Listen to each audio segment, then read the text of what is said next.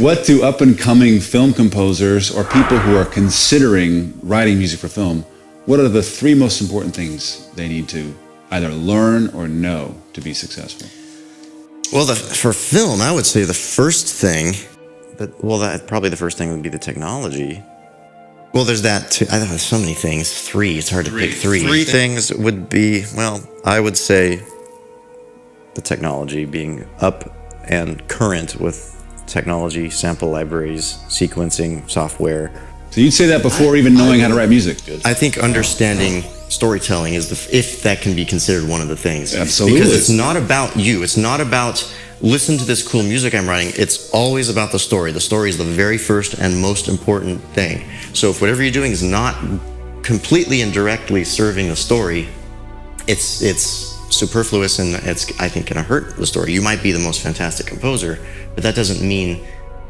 There can be someone who's maybe not necessarily a good composer, but they understand storytelling and give up their ego to serve the story, and the score is going to be better than someone who could be the most amazing concert composer, and they just step on it all over the place to show off. So for you, one is storytelling. What's two? Two would, this day and age, I think it's the technology. And then three? Three, I would say You got to be a good hang. yes. It's the psychology of the whole thing. You got to be comfortable to work with. That's what I was going to say, is knowing how to, the psychology of working with different personalities and pleasing everybody at the same time, being diplomatic, making people feel like it's their idea, making them feel, looking forward to seeing you because you're a cool guy. Yeah, that's so important. Aside from any of the business or the music or the task at hand, you got to be somebody you can sit at the bar with and have a beer and be a good hang, and just have a good time and talk about other things, and somebody that you're, because there are people out there that are the most spectacular composers, but they're awkward and they're weird and you're just not quite comfortable around them, and that doesn't help them, and those are generally not the people that continue to work. You might hear something of a recording and be like, wow, that is some of the most amazing music, and then you get to know them and it's like, I don't really want to be around you. So it's very important. This is incredible. So what you're both saying after 20 years is that the top three things that film composers need to have, those top things have nothing to do with music. Absolutely. So the 35, I'm going to say, to be nice, 30 years together, 60 years of musical training that you have is really not required to do what you do. In this, I think it does. It does to an extent, but the current state of film scoring, and I think it might be going back, the current state of film scoring, unfortunately, that's because you look at so many successful, they have no orchestral training. Over years and years of recording sessions, they learn from doing it, but stepping into it, coming from, famous bands, they were just like maybe a keyboardist in some pop or rock band or whatever, or a DJ or something, and then they're thrown into it and they have to kind of figure it out, and they get a bunch of help, and then they have a name, and so that sells, name sells, it's all about money.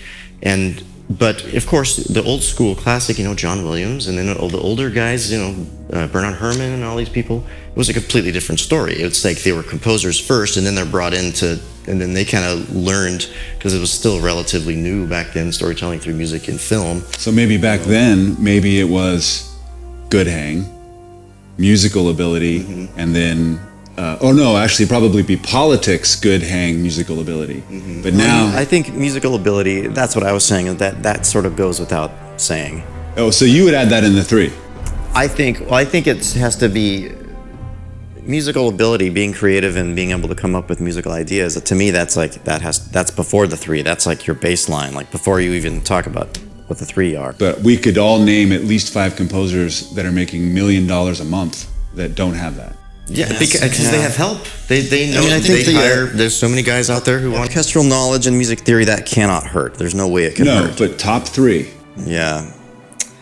Well, it's weird. It's a weird question, because I know there's people who have gone to and have greatly benefited from, like, the USC film scoring program, UCLA film scoring program. You learn a ton. You learn stuff, but all of that I feel is stuff that you can learn on the job, because there's a lot of textbook stuff that you learn in those processes that is not really relevant, because it was maybe an old school method of like watching the clock and different things, timers and all that. Yeah, but there's so many people who are so successful that never had any training, like we've said, and then other people that have succeeded because of the connections that they made through a program like that. So it's kind of varies, but it seems to be that the most important it's like you can be a successful film composer without any training. So don't say like, oh, you have to go do a program. Yeah, or have a degree in composition, or I mean, because there's guys who, I really like music, I really like film scores, and they go out and buy a bunch of loop libraries and things, or Omnisphere, where you just hold down a thing and it's like, that's your cue right there because it's this cool patch. I've done that to save time because sometimes it works. But you can, anybody can go buy a bunch of gear and a bunch of libraries, and if they just experiment with it and find the patch that just sounds good on its own, or combine a couple patches, there's a cue. Oh, look, I'm a composer. I've heard so many film composer demos where the whole cue is just a bunch of those combined, where it's like orchestral effects that are recorded. You hold it down and it's like some symphonia thing where the orchestra, they didn't write that. Some other guy wrote that for this library.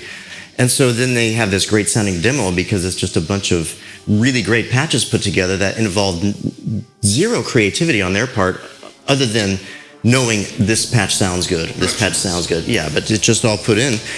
And then some producer or somebody hears that demo and they think that this guy wrote it, and then they get a gig, and then they have to figure it out, and they hire a bunch of young guys who are talented and know how to write music. We've all done that many times, gone in to help other people, and then all of a sudden they've got this career because they're a great schmoozer, and they've got a fun personality, and they got good business tactics. Yeah, they know how to handle people, and they're a good hang.